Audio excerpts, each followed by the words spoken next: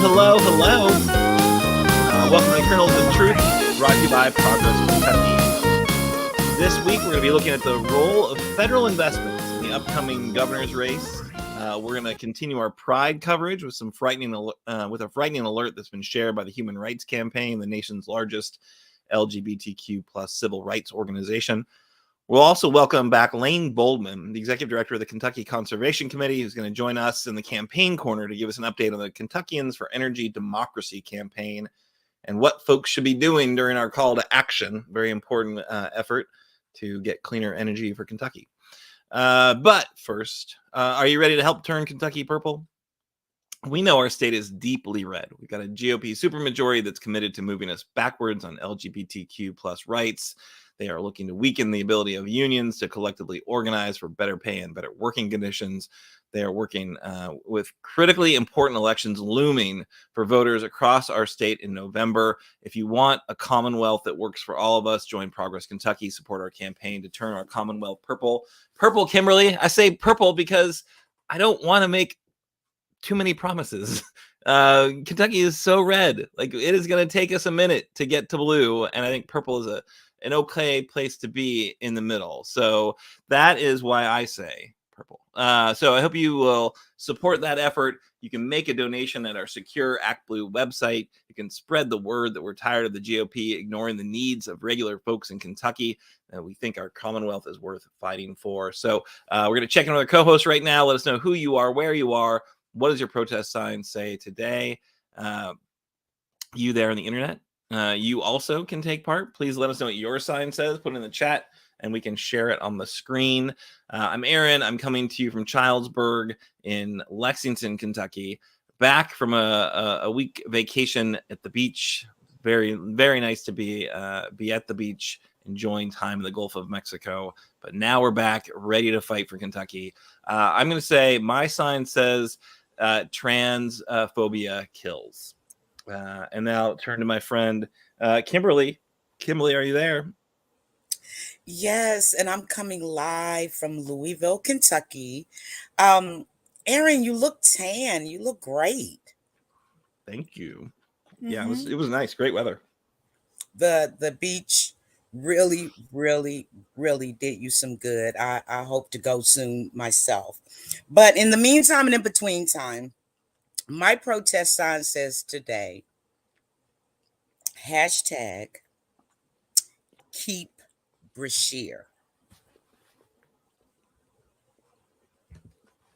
I'm Simple into it. as that.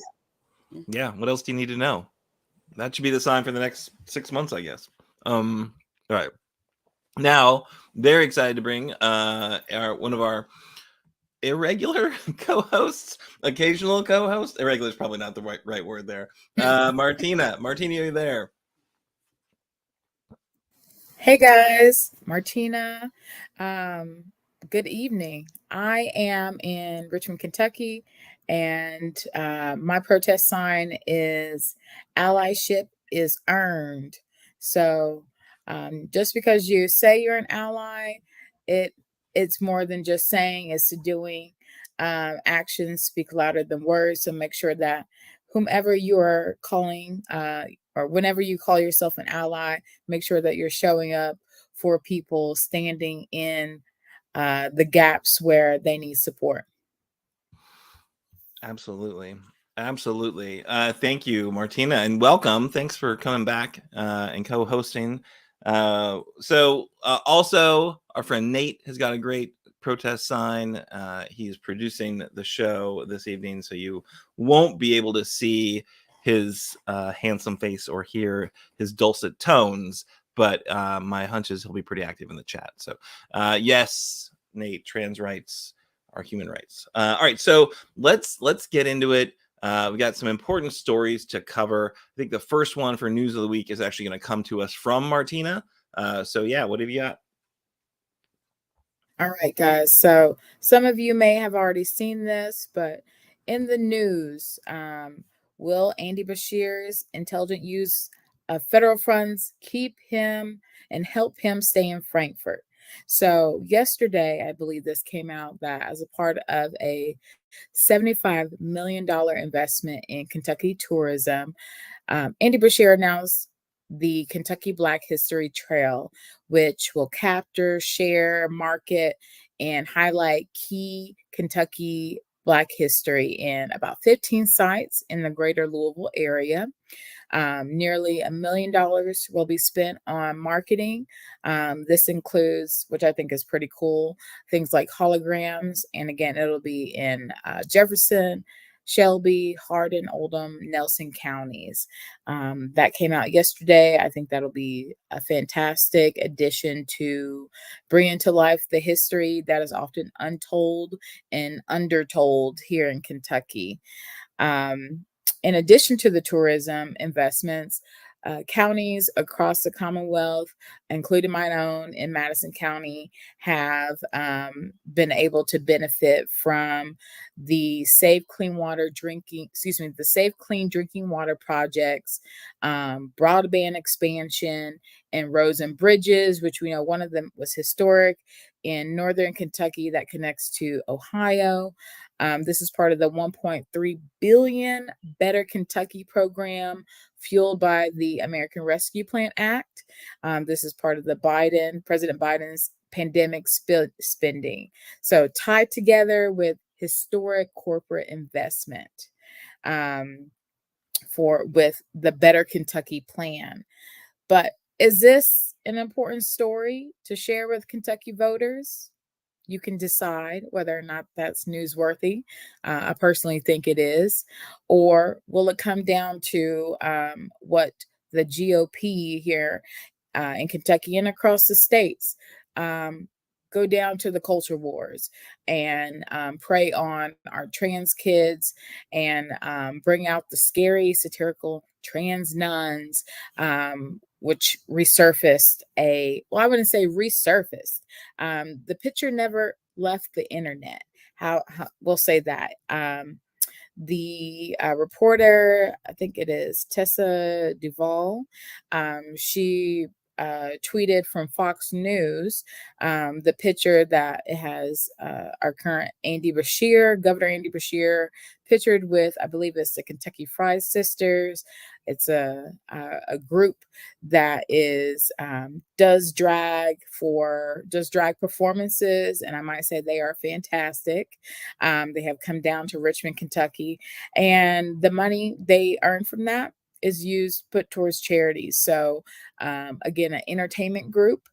Some people may find it offensive because, of course, they are dressed in what from the Catholic tradition, mimicking nuns. But again, it's a costume. It is it has pieces of it, but of course, it's not the full getup as a nun. And so, I can see why people may pause at some of the costuming. But the bigger picture is around Andy Bashir supporting LGBTQ Kentuckians, and he has never stepped away from being that ally.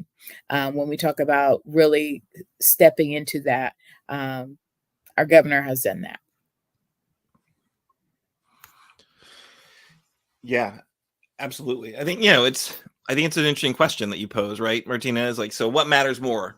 Is it that he is like delivered in real ways, real tangible dollars for real projects, for cleaner water, for broadband, Sure. for communities that didn't have it, for this like cool new marketing for, Black History Trail, which no, Nate, I don't think you can hike it. It's one of those, it's like the Bourbon Trail. There's no actual trail. Yeah, it's just a map. yeah. It's just a map that shows you places to go. So don't get excited. There's not going to be a lot of hiking from one location to the other, I don't think.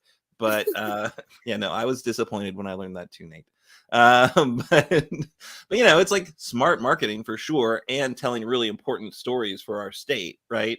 So like that all makes sense. But what's the response from Dan Cameron? I already saw Dan Cameron has already retweeted the image of the Kentucky Fried Sisters, right? So he's like on it. He wants to make sure that scared rural voters see Andy Bashir standing with scary trans fake nuns, satirical state nuns who do stuff for charity, versus, like that's going to distract people from what really matters. I don't know. Kimberly, do you think it's going to distract people? No, first of all, it says something about anti-Christian. Did the author of that tweet actually go and talk to these members of an entertainment group to find out if they were Christian or not? I doubt it. Number two, I was a naughty nun one year for Halloween, and it didn't take away my love of Jesus Christ. So, I mean, I just Okay. think that people Message. will be putting out whatever they want to put out to discredit the wonderful governor that we have. I think this is great. Like Andy, excuse me, governor, he needs to make sure that he's got the black vote. He cannot go out there and just assume, because right now I've done a little research. Black voters saying that they just don't care anymore about the political process is up to 10%. Last year it was only like 6.1%. So I think it's great. I think it's well overdue. I think that Andy's team needs to make sure that that's going out all over the place, especially since the West End of Louisville got the 5,000 and whatever votes for Andy Bashir. Then, thirdly, I like to say this: it's never any fun to see negative things about the candidate that you want into office. But let's just be honest, this election cycle for the primary has been very dull and lackluster. So, I'm going to give kudos to the coon, Daniel Cameron, that he's going to make it a little bit more exciting. But let's be clear, Governor Andy Bashir and his excellent team, believe me, he's got the best, will make sure that Daniel Cameron is clobbered. That's the word I want to use, clobbered, when the time is right. And Andy doesn't have to extend too much energy on that right now. No, right. I think, the mud slinging will happen. I don't think Andy should get his hands dirty at all. It seems like Dan Cameron's more than willing to like wade into it, right? If we recall back to his like victory speech, it was immediately just like painting Andy in some horrible light that like I didn't recognize his description of Andy Bashir at all, and I don't think many voters will. But he's definitely willing to, go there immediately and again and again and again. So I was not shocked that he jumped on this Fox News image of Andy with the satirical drag nuns, right? And of course Andy's like gonna stand by it because he's just a compassionate guy, loves folks the way God made him, right? And he's gonna stand up for abortion rights in this state. He's not gonna make a big deal about it. He's just gonna do it. He's gonna be the way he always is, which is what's the compassionate right thing to do. He's going to do it. It's probably not spend a lot of time on thanking President Biden for these federal investments in Kentucky. I think he's probably not going to acknowledge very often where that money came from. That's giving that Kentucky better Kentucky plan. But that's because he does want to get reelected, right? And he knows kind of what's popular, not popular. But I don't think he's going to wade into these cultural wars. He's just going to be the compassionate guy that stands up for folks who are at risk. I can't believe you didn't ask me about my statement about Daniel Cameron being a coon. Maybe some people don't know what a coon is. Maybe, do you want me to tell? I think you're going to have to now. And it is not going to be allowed to slide under the radar, which I was kind of leaning in that direction. Look, I can say it. Maybe you wouldn't feel comfortable saying it, but I can say it, okay? I know a coon when I see one, because my mama always told me that Skin folk ain't always kin folk, and that would be Daniel Cameron. And they have a song about cooning too. If you all are interested in going on YouTube and just putting in the coon song, then it will come up for you. And it goes a little something like this. They be cooning for you. They be cooning for you. And it shows all of the MAGA black folks that ain't none of my kin folks in this song. So, yeah, it's a thing. Coons are individuals that may be in African American skin. However, their thought process and everything else is self-hatred for being black, first of all, and doing everything they possibly can to tear down black folks. So that's Daniel Cameron. And I tell you right now, he need not waste his time in Jefferson County or Fayette County because we don't want to see him. There's nothing about him that we like. And yes, I said it, he's a coon. You can did. quote me. You said it a few times. So we will definitely, I'll think about how we market today's show. But yeah, that is, I will say this.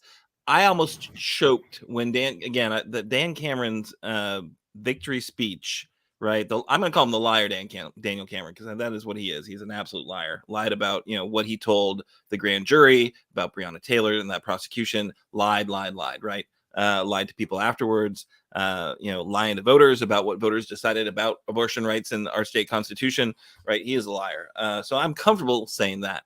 But I will say also, in his victory speech, he just was so very focused on just the exact wrong things and lifting up the wrong parts of our society and trying to inflame these tensions.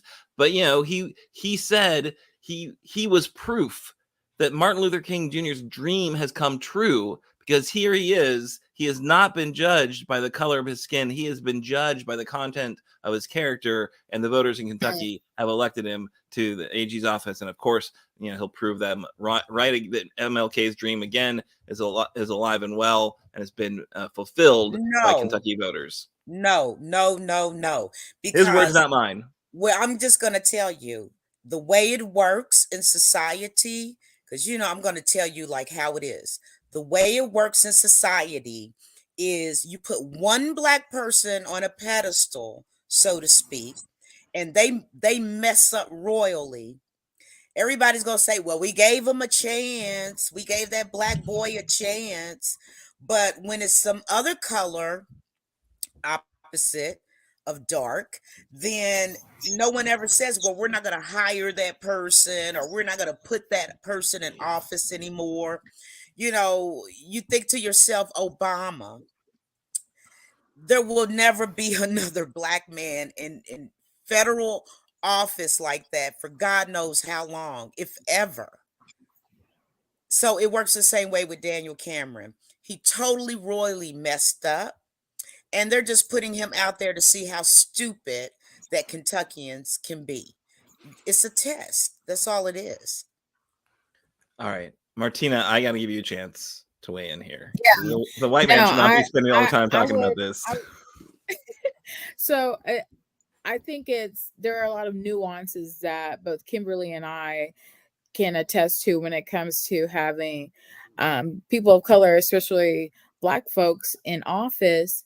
And regardless of your party, there are going to be issues around race, right? But in this particular case, and I said this when Daniel Cameron got the nomination, is that Daniel Cameron has been an ally to bigotry. He's been an ally to upholding white supremacy.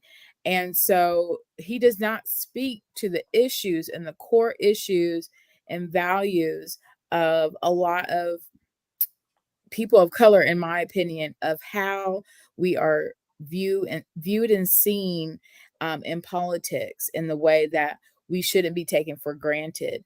But also just the way that he has mishandled justice, and the system was such a red flag to begin with. I'm like, who in their right mind would continue to support that?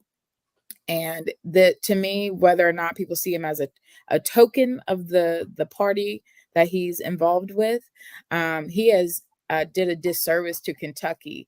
And regardless of all the antics that we will see, I have already seen him do, will see him do, I don't want this man leading Kentucky. He's bad for Kentucky. He's bad for seeing a transformation for Kentucky. He is with the status quo. He has power. He will disregard the racism if he experiences, so he can keep the individual power and forget about the rest of the people that need uplifting. I don't trust this man. Amen.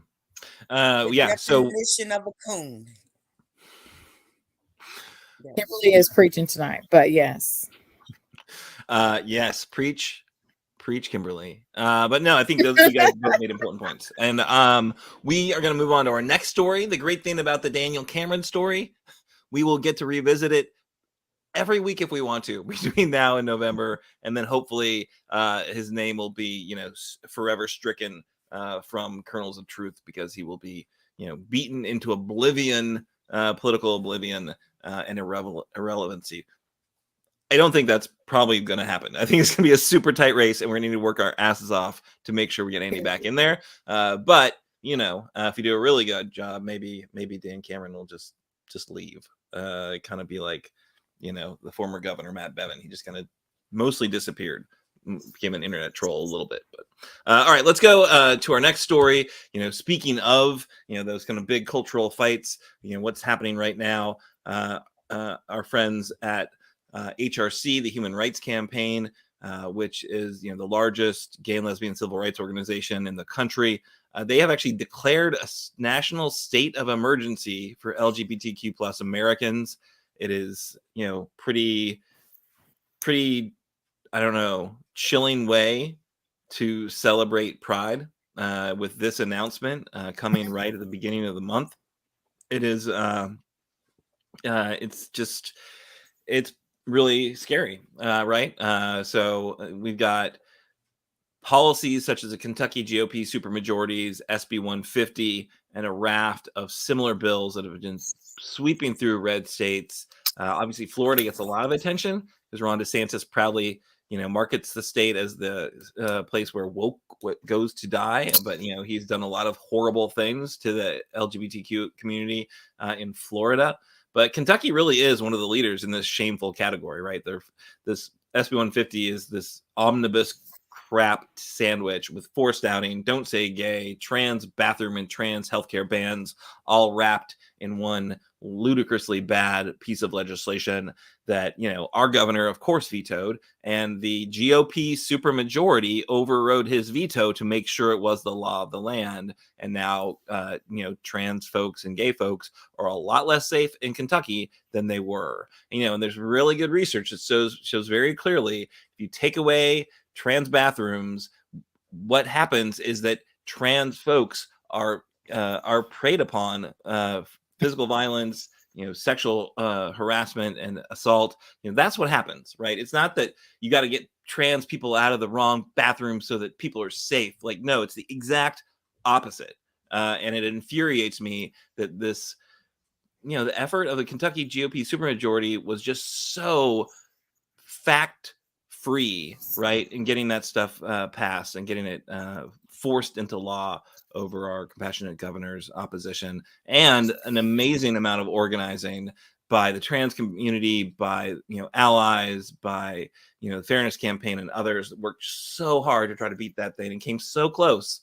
But it was like the number one most important thing for the Kentucky GOP supermajority was to win the culture wars and scare their voters about what's going to happen in Kentucky. So I don't know. I just wanted to note that we're going to keep talking about Pride Month all month. If you missed last week's episode, you need to go back and you need to listen to it. Kimberly and Willie did, I think, just phenomenal work. Talking about Willie's experiences and Kimberly's son's experiences, and talking about Willie's book, which is a fantastic book of poetry.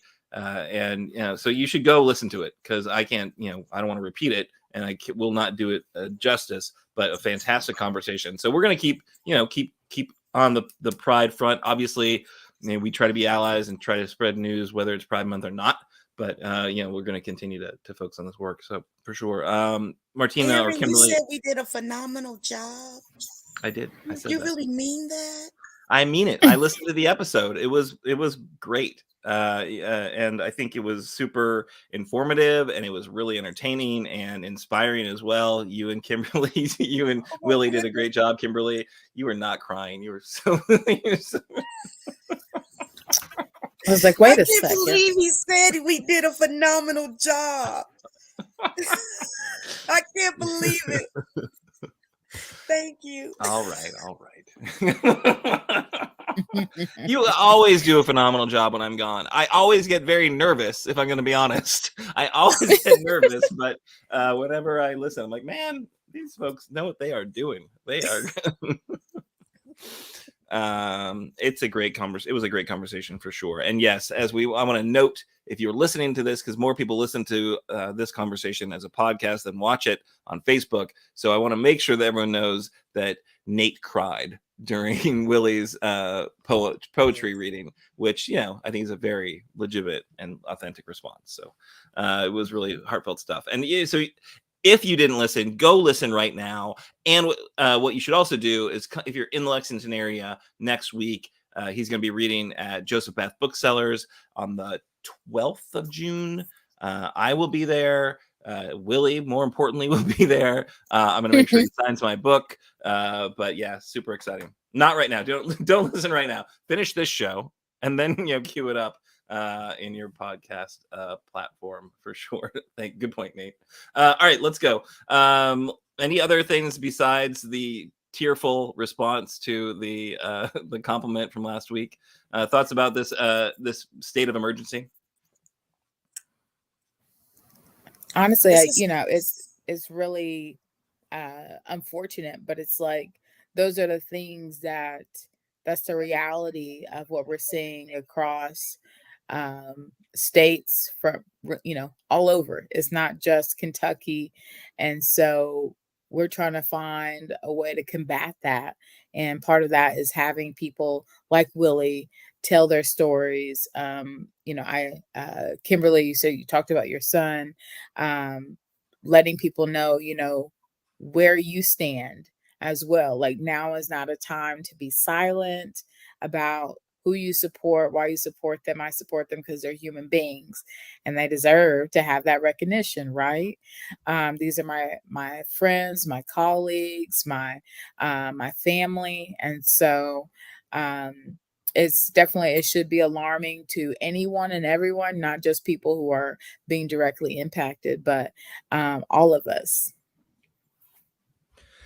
100%. All right. Kimberly, any thoughts, or should we move on to our campaign corner? Just the thoughts that, I just applaud the individuals that are able to stand up for themselves, stand up to, what they want their life to be. And I applaud those that are support systems and that love our LGBTQIA plus brothers and sisters. And I just think it's wonderful. But, in this world today, it is a national emergency on just about everybody. And I just don't think that because of who you love or who you want to be, should have anything that anybody should have any say about it. I know you all heard about the United Methodist Church. I've heard of the church. I'm familiar with the United Methodist Church. The fact that they're splintering right now, and certain congregations are voting to leave because they want to make sure they don't let folks get gay married, or they don't recognize any of their gay pastors or anything like that. Yeah, there's a process. You have to have what you want to call a conference at your church, where the majority of the members or the congregants, as they are called, vote that they want to disaffiliate from the United Methodist Church. And the United Methodist Church has about 655 churches all around the country. And I think there's like a mass exodus right now of about maybe 200, almost 300 churches. It may be up to 400 now. But this is something that's been brewing for over a decade, and now it's come to the boiling point. So, now we've got a split in the United Methodist Church. So I'm just curious and intrigued to sit back and see how many other churches split on this particular Well, issue. it's interesting, right? Because the Methodists were like the last mainline Protestant denomination to not get their act together on LGBTQ, just having a policy that allowed and welcomed, right? So it was really, really frightening that it took them forever. Like, other mainline Protestants had already done it, like a decade ago or 2 decades ago. Lutherans, Episcopalians, like others in that kind of similar feel, right? But Methodists just like kept fighting over it. They kept, having votes that just wouldn't resolve the issue. And now this is what they have come up with, is letting each congregation make the decision whether or not they want to, be inclusive and stay in the UMC, which is kind of where they have to be, or split and join some splinter group. And it's sad that congregation by congregation they are voting to be, to be bigots, right? Like that is, like it is horrible that they're anti-gay elements within those churches are going to ignore what Jesus said about gay people, right? Which is like nothing. He just said love everyone. Like how that becomes the defining characteristic of their congregation is just really sad for sure. When you're Baptist, the church is autonomous, meaning that there's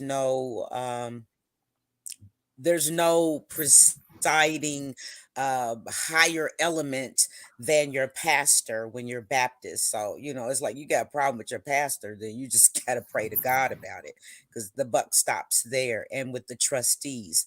But I think in the Baptist church, I think it's accepting, but we don't really talk about it. And I don't think, I don't know of any predominantly Black churches that are going to marry a gay couple right now. Well, we've got a link here in the chat. Nate found it looks like nearly half of Kentucky United Methodist congregations are splitting.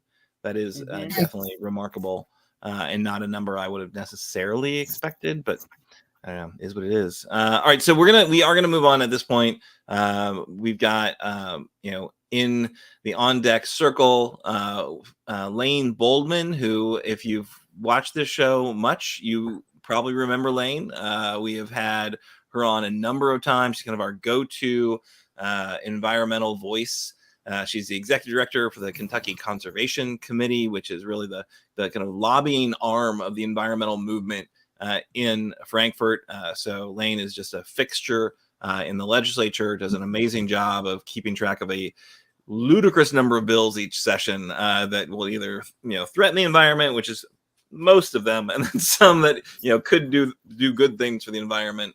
And I was really honored to work with Lane back in the day around fights for rooftop solar. So this is actually very much an extension of that story. We're bringing Lane on to the campaign corner because there is a big campaign happening right now, Kentuckians for Energy Democracy, I believe is the name of the coalition that's working on this effort. Lane, welcome back. Hey, Aaron. Well, tell us a little bit about the campaign and kind of what it means. Sure. I appreciate the invite again. So Kentuckians for Energy Democracy is a coalition, and it's several really great groups. We've got the Homeless and Housing Coalition, Mountain Association. They really look out for energy rates for low income. Sierra Club, Two Pioneers for a Sustainable Future, Kentucky Interfaith. So we've got faith groups involved. Kentuckians for the Commonwealth, and of course our own organization, Kentucky Conservation Committee, and some other great groups.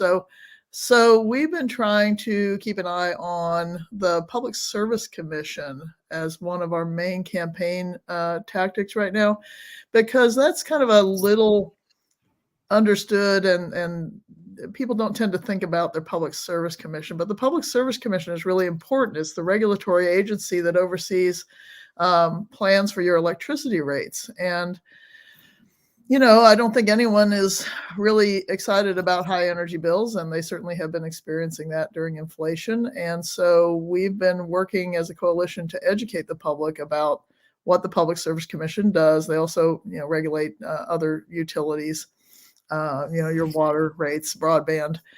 But we've been really focused on getting people engaged in the public process because the Public Service Commission can decide your energy rates, right? The utilities have to come before them whenever they have a particular project or something that requires some oversight. They have to take it to the Public Service Commission, and then it gets adjudicated kind of like a trial. And the Public Service Commission needs to vet the situation and make sure that the things that they're requesting are valid and are in the best interest of the ratepayers. So right now we have a campaign going on because there's a really big case happening for those of you, particularly in the LG&E, KU utility areas, which is a lot of the metro areas. The utility is asking for a certificate of public necessity, and that is basically when you want to build out infrastructure, they have to show a need. They have to justify why they want to build, more power plants or bigger or more services, and so the Public Service Commission will vet that and oversee it. So through that, they filed this case that where they're wanting to retire some fossil fuels, which is great. They want to retire a couple of coal stacks, but at the same time, they want to replace that with a couple of gas plants, which you're still in the fossil fuel world, and we're still dealing with climate change. And right now, Canada has 400 forest fires going on right now, which you can see out your back door right now. So, if anyone still questions if climate change is happening and that it's tied to fossil fuel use, the last thing we need are 2 more gas plants, because they will be servicing us for the next 40 years. So with that, I can give you some more information about the case. What else would you like to know? What else can I tell you? Well, all right. So the PSC, good to know. Like there aren't very many commissioners, right? No, there's only 3. 3. And Yes. So at this point, they've all been appointed by Andy, or how many of them are appointed by yeah, at this point, yes. So, again, the kind of in the elections have consequences, category. PSC is a really big one, right? Because if you put folks in charge of that commission who sets, energy rates, but then also allows utilities to kind of make investments, they really have an outsized influence on our power system. And if folks remember, Kentucky is dead last in solar and wind generation, right? We are dead last. We are like being spanked by West Virginia, right? And West Virginia, which is not afraid of coal plants, right? So we are horribly behind the times in terms of transitioning to cleaner power sources. And so the PSC needs to pick it up. And I think what Lane's saying is that they're not really, they're closing down coal, which is a couple coal plants. Great. We still have a lot. But transitioning to natural gas isn't necessarily the direction we want to head, right? It's a little bit of a shuffle, because the line that is given is, oh, gas is cleaner, but there's still a pretty serious climate impact to a gas plant, and the rates are very volatile. So the main reason they've stuck with coal is they have said, coal prices are steady, but coal prices are really going up. And natural gas is very volatile. The prices fluctuate. Certainly the war in Russia and Ukraine isn't helping that.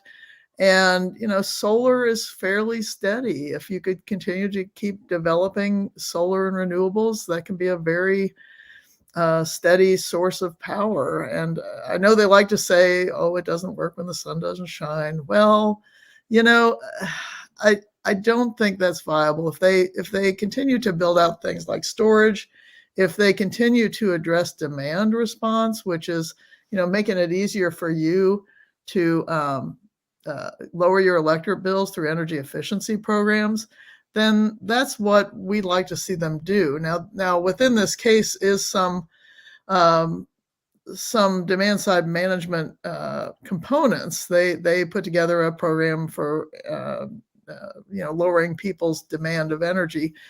I sat on a committee that was part of that. They brought in citizen constituents for that. And I have to say, once we were done with the process, none of the groups that were part of that on the advocacy side were happy with the results at all. They could be doing a lot more to help customers lower their own energy bills. Demand side management. That's an interesting phrase. And what that basically means is helping consumers use less energy, not by not using refrigerator, but getting more energy efficient appliances, things like heat pumps, more energy efficient AC type systems. And then of course, if you add solar, you're going to, be able to power your own use somewhat. You'll be tied into the grid. And so it'll be kind of back and forth, but more that distributed management, which is really almost demand side management. I have a question for Lane. Mm-hmm. In terms of what we're looking at for, I guess, with policy, what would be a way to actually, I guess, turn the public more a more push for having more energy diversity with this?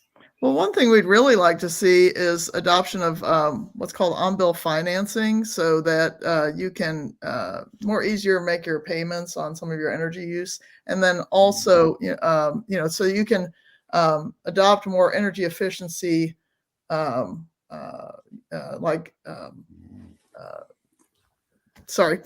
you can adopt more energy efficient appliances, and you can finance it off your bill. Sorry, went a little blank there.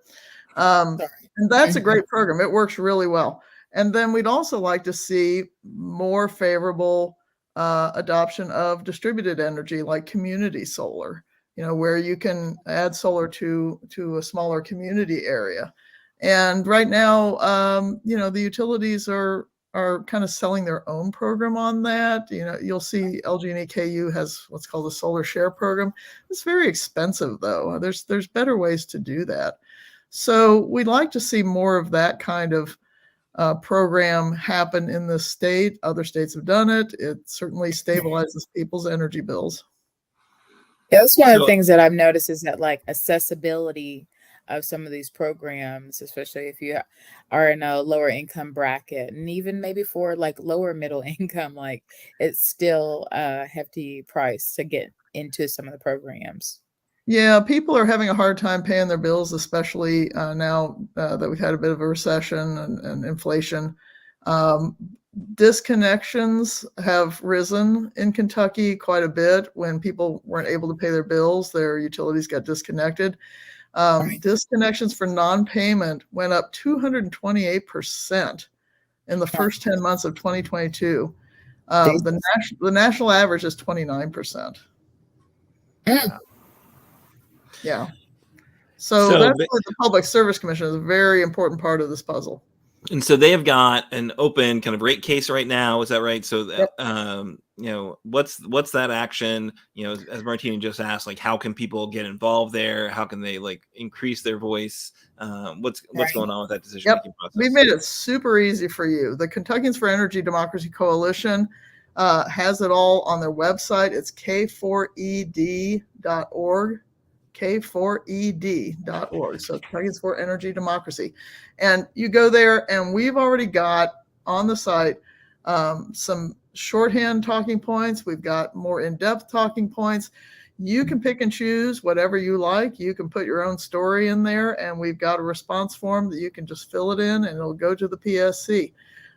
We really like people to put their own personal stories in here, so we've given you a lot of options within that website on how to, things that you can pick from for your comments, and then just let the Public Service Commission know that they really want to see a modern grid with real selections and real opportunities to lower your electricity bill, that we don't want to see more fossil fuel, because once you invest in yet another set of fossil fuel plants, those are going to be online for 40 years. And we only have till about 2030 to really reduce emissions that are caused by fossil fuels. So, let's not get into that again. We went through that with coal plants a couple decades ago, and since then we've retired like 350 coal plants because people have realized it doesn't make business sense anymore. So let's not walk into another generation of natural gas. Well, it just seems like weird timing, right? Because isn't the Biden administration is prioritizing renewable energy development? There's tax breaks up the wazoo. There's like actual, EPA programs to try to, ratchet down and like 2030 is around the corner in terms of it's not that long. Energy plans and energy production and changing from one system to another. So we locking ourselves into anything that's increasing or, in fact, creating, CO2 emissions is a horrible idea right now. Yeah, and it's unfortunate. I mean, there's such a culture of fossil fuel industry in Kentucky that they've really fought very hard to slow this progression down and slow the transition of energy. And we're just in this antiquated system, guys. I mean, we have antiquated grid, we have antiquated power plants. Even if you retain them, they're just not efficient, and nobody's building a significant amount of new fossil fuel. I mean, there's some new gas plants, but that's really not the way to go at this point. We've got the tools to go other directions that are fossil free. Yeah, so it is literally cheaper right now to build new solar power plants than it is to build or to keep operating coal-fired power plants, right? So, that's Sure. kind of national average, right? And yet here we are, not doing a small step when we should be taking giant leaps because of the amount of time we've got. So, everyone should take action. We put the link in the comments. It'll be in the show notes. K4ED.org for their public comment. What's the timeline for this? Well, we want to get comments. We want to get comments in before August, so you got some time. But I really want to urge people to jump on this, because what's happened is our campaign's been pretty successful in starting to get the Public Service Commission to pay attention and get the utilities to pay attention. They're not used to, the utilities particularly are not used to the public engaging in these kind of issues because they're kind of wonky, right? But they're so important. And so the last couple of campaigns we've run, it was noted in the press that the Public Service Commission got an unusual amount of comments. And it wasn't that we brought out that many people, but we finally brought out people that were speaking as customers. And right now, if you don't chime in, what happens is the only side they hear is what the utility is telling them. Most of the information comes from the utility. Now, there are some legal interveners in the case that are bringing some additional evidence. But, if the Public Service Commission doesn't hear from the public, which is who they should be representing, of course, then they have to take the utility's word for everything. And it seems like we shouldn't trust the utility on this specific thing, right? Well, I don't want to, ascribe motives, but I do want to ascribe that I should be able to control how I feel about how my energy comes to me. And I think everybody should. That makes sense. I will say the motive they've got is a profit motive primarily, right? I will be interested to see, even if they're just shutting down a couple of coal facilities, what's the legislature going to do? Haven't they tried to pass a bill to make this illegal? They can't ever shut down coal plants? Well, it's not illegal. I work the legislature, our organization, Kentucky Conservation Committee, that's our beat. And there was a bill passed last session, SB4, that made it more difficult to shut down coal-fired power plants, which is kind of ironic because some of the utilities were not happy about that. Some of the regulated utilities are realizing that they're getting locked into these antiquated plants. They really want to upgrade them. But what that law did, and it did become law, is make sure that the PSC does a full vetting and prove that these plants really need to be shut down and are uneconomical. Now, I think it's not going to be hard to actually do that, but it takes a lot of manpower. And quite honestly, the Public Service Commission is doing a lot more work with a lot less staff than they used to do. And so they're pretty overwhelmed already. And it's going to just delay the inevitable, I think. And there's also unintended consequences of laws like that when they're just put out there as a way to slow down what really needs to happen and what the public will demand. Kimberly, any thoughts on this issue you want to share? I'm just learning so much tonight. Of course, every time Miss Lane is on there, I always learn so much. I think that it's time for solar energy. I think it's beyond time. But just like Martina was saying, to get the solar panels on your roof and these type of things is so astronomical to get it done that I think more people would get it if they could. Mm-hmm. Yeah, and there's really some great programs right now that discount your ability to get panels, particularly in the LG&E KU service area in Louisville and Lexington. There's a program called Solarize that helps people get a discount on their panels. I got mine that way, and it's also running in Frankfurt, and it's a citizens project.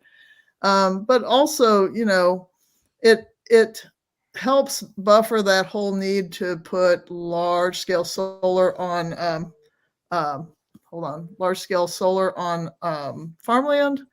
And part of the proposal here is to add more solar, and it will be in a couple areas. And we're trying to listen to the communities where that's going to go right now, because you want to make sure that the utilities also have a sensitivity on where they put the solar to. All utility sources have an impact. And so we just want to make sure it's done responsibly, it's done with community input, and it's clean. Totally.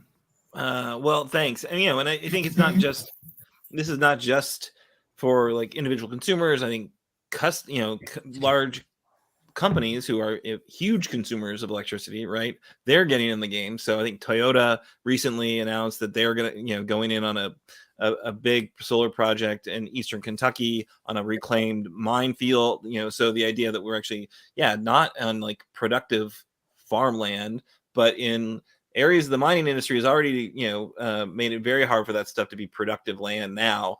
But turning that into solar farms makes just a heck of a lot of sense. And the site where LG&E KU want to do the solar, there's members of the community that have concerns about it, and I totally acknowledge that. But they've also been fed some disinformation as well, and that's really complicated the situation. There's been a lot of disinformation about how much solar panels, pollute the groundwater, which is pretty absurd. That would have to be taken to an extreme for that to happen, and things like that. So, I understand the concern of communities that want to maintain their farmland, and that's perfectly reasonable. But in one of the cases, the land is planned for an industrial park as one of the plans. So it's not like it's disrupting the ability of the farmers. It's disrupting something else. So I just ask communities to have a dialogue, try to get the real facts. We have a booklet on our website that is a community guide to large-scale solar that people can read and feel like that they've got the information they need to ask the right questions. Well, awesome. And we'll make sure to share that in the show notes. Any other final thoughts before we let Lane go? I just think she's wonderful, and No, you should thank you have for her sharing come that. again and update us, and all the good information that she brings. I love coming on the show. You guys are great. Thank Lane you. is awesome and responsive and does like really, really important work during the session and in other times as well. So Lane, we appreciate your responsiveness and your ability to kind of come on and break these seemingly complicated issues down in a way that we can kind of understand and get involved. So please, everyone, take action. We put links to the Solarize program for Louisville and for Lexington in the chat if you want to find out about how you can get solar in either of those two cities. We can find the Frankfurt one as well. But, really, it shouldn't be out of reach. There's a lot of federal tax breaks. There's a lot of resources going into this right now. And it's really just the smart thing to do because, 2030 is around the corner, people. And the important thing is the public comments. So go to the K4ED website. That's where we need you to go right now. And the interim legislative session is starting up. So if you want to talk to your lawmakers, give us a buzz. We'll help you out. Awesome. Awesome. All right. Well, thanks so much, Lane. I think for that call to action, again, every episode we want to have a call to action. This is not, again, just some talking heads about, political news. It is about getting folks involved. It's a digital demonstration for a more compassionate Commonwealth. Let's make sure that we move in the right direction on clean energy. So do take action on the Kentuckians for Energy Democracy website there. All right. So I think that's it for the show. I know, Kimberly, you got some stuff you want to talk to us about. I know last week you put in that final push to sell your final tickets. We've got at least one image we can share about the Wendell. Look at that. Look at that. That looks like a fun dinner. You've got Morgan. You've got Senator Neal. Like, what a cool looking crew right there. Well, I'm talking about, look at that dress I had on. I love it. Man, wasn't that Love dress it. all that? Yes. Yes, I bought it just for that event. Did my hair this color and everything just for this event. It was sold out. The governor, we can't keep him to a time limit.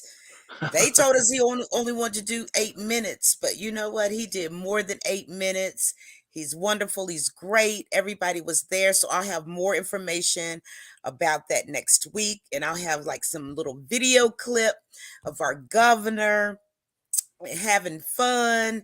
And he was back in the back of the hotel. And we were like, where's the governor? Where's the governor?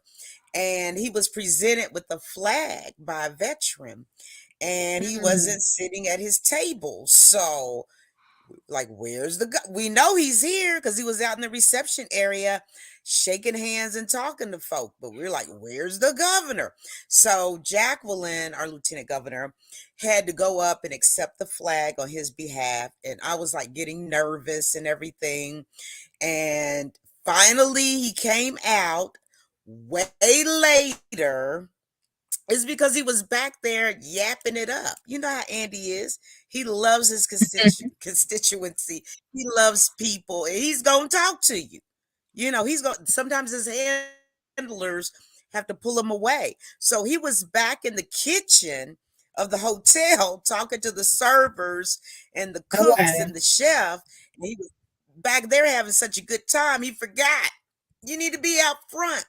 Plus, I was the voice for the event all night long, and I was sitting at my table with a wireless mic doing the program, and everybody was looking around like, where's that voice coming from? And where's the voice? Yeah, they was like, where's this coming from? And then they used that movie with Jim Carrey and Morgan Freeman, I think. The Voice of God or whatever. And then guess what some people told me? You're not going to believe this. What? But it's true. It is definitely true. There were people that said, Kimberly, oh my God, it's so nice to meet you. I said, oh, nice to meet you too. And you having a good time? Oh yeah, we're having a great time. And guess what? Some people heard about it on Kernels of Truth. And this one lady blew my cover and said, I know it's you doing the voice. And I looked at her, I said, how do you know it's me? It might not be, it's not me. She said, yes, it is. I watch Kernels of Truth. I know it's you. Yes. I Yes. said, oh my goodness. Okay, it's good to know. Good to know. So great. I'll have more information next week with clips and pictures of all your favorite people. And just to let you know, Charles Booker, he got Democrat of the Year. Okay. I saw that. Yeah. Very cool. All right. Well, we will look forward to that. Kimberly, you want to close us out? I sure can. This was a great show tonight with Miss Lane Boldman. I just love it when she's on the show. I learned so much. And thank you, Erin, for coming back looking tanned and great. And Martina, I just love you, girl. I'm so glad she was co-hosting with us tonight. But the disclaimer first. Progress Kentucky is a nonprofit organization registered with the Kentucky Secretary of State and organized as a 501c4. We are affiliated with the Indivisible Project, the Commonwealth Alliance Voter Engagement, known as CAVE, and we are also proud members of Forward Kentucky Network. Progress Kentucky's goal is to educate, organize, increase voter turnout, and advance a progressive agenda through civic engagement. So make sure to join us next week when we'll be joined by a great guest, Mr. Mike Van Winkle, a Madison County Democrat and former candidate for State House and a member of the Richmond Powwow. So he'll inform us about Native American community concerns in Kentucky. Production of episode 116 was by our very own Nate Orshan. Thank you, Nate. You do a great job. And thank you, Nate, also for the theme song. Right. You can find more information and music on natosongs.com. That's NATO songs.com. And just for a second, if you haven't gone on that website, and we say the same thing every week, I'm telling you, you're missing out. You got to go to that website. I'm serious. Like really for real. natosongs.com, NATO songs.com. Go visit that. And if you miss our weekly live stream on Facebook, do not fret, my pet. You can rewatch shows and see our source links on Facebook. Or if you can't see us, check out audio podcasts. They are available on Apple, Google, Spotify, and practically wherever you get your podcast. Logo and some graphic content was provided by Couchfire Media. Their website is couchfiremedia.com. So it's Wednesday. You made it over the hump. Just a few more days to go. And guess what? Pay it forward. Take care of someone's coffee, a lunch, something. Smile at someone. Do something nice for someone for the rest of the week. Not only will they feel good, you will feel great. And until then, same bat channel, same bat time. We'll see you next week and have a good rest of the week.